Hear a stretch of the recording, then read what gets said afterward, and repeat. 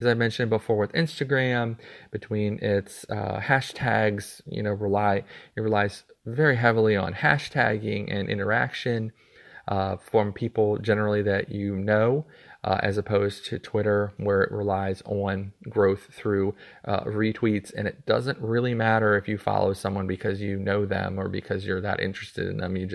People just follow because they enjoy the content, the pictures that they're seeing. And these are the sort of people who subscribe to OnlyFans pages. So number two for me, as far as your ability to really grow your OnlyFans, is Twitter. And number three is Reddit. I would say that Reddit is always, unless a new platform emerges, Reddit is always going to be in the top three because of just how many people are on Reddit, specifically males in the 18 to 45 or however demographic, of which is the people who primarily subscribe to OnlyFans pages, and they are highly interactive with that. The only negative is there's so much content being produced on Reddit that it's really easy to be drowned out. That's why I put Twitter above Reddit. There's just so many different subreddits that you're able to post on, that you're able to put yourself out there. But as I've gone over before, Reddit also limits the ability to really grow because people will follow your Reddit profile, but you can't do very much with them. You can't really interact with them. You can't see who they are. You don't know. You just know they're following you.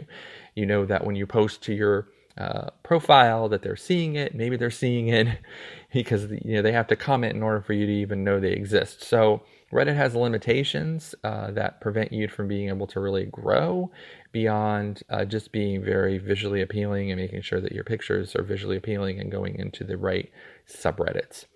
So right now, my top three, and this might change, and it's a great question, I might revisit it in the future, is number one is TikTok, number two is Twitter, and number three is Reddit.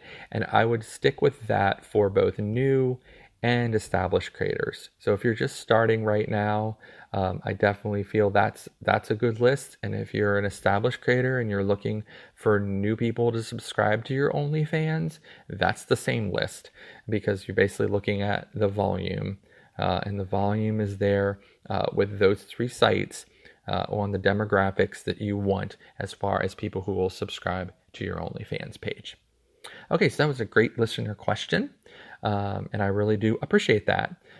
Again, you can, if you want to review this particular podcast, feel free to go to seobounty.com/131, where I go over each of the 12 steps on how to keep your OnlyFans subscribers.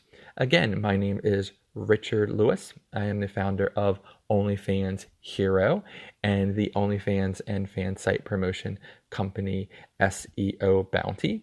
I just want to mention the exciting news that I had an interview about 3 months ago with Cosmopolitan in Germany, and they published it this month in their magazine, and it's super exciting, and you can actually see the translated version of that interview on the SEO Bounty blog. So just seobounty.com/blog.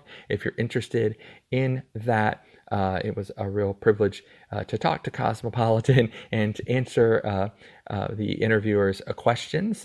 We talked for an hour and only about 6 or 7 questions really made it in there. But it was a real privilege. And I just thought if anyone was interested in that interview, you can go ahead and check that out on the SEO Bounty blog. And you can also find this podcast on Instagram at OnlyFans Secrets Podcast, as well as being on Reddit at OnlyFans Secrets. We're also on OnlyFans, of course we are, at onlyfans.com/OnlyFans Hero, where you can subscribe and follow us for free for the latest information on this podcast.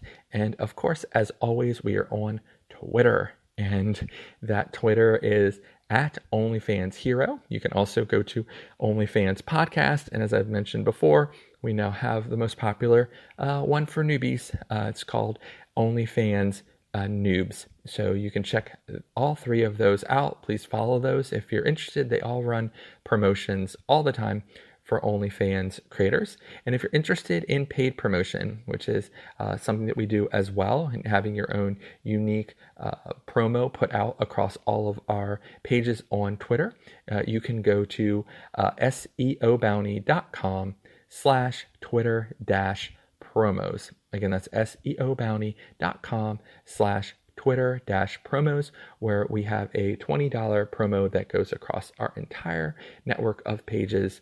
And it's really good exposure for your OnlyFans. But as I've gone over, I did a whole episode about that. Just make sure that you're ready for paid promotion before you buy promotion.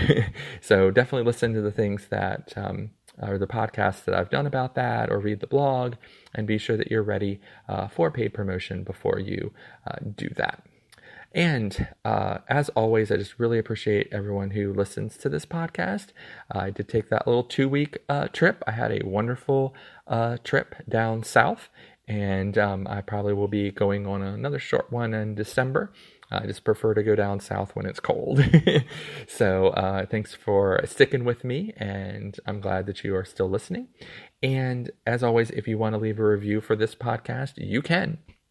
You can go on Amazon.com and type in OnlyFans Secrets, and you'll see this podcast. You can leave a review. You can also leave a review on iTunes as well for the podcast on Apple iTunes. It just helps people know that this podcast exists.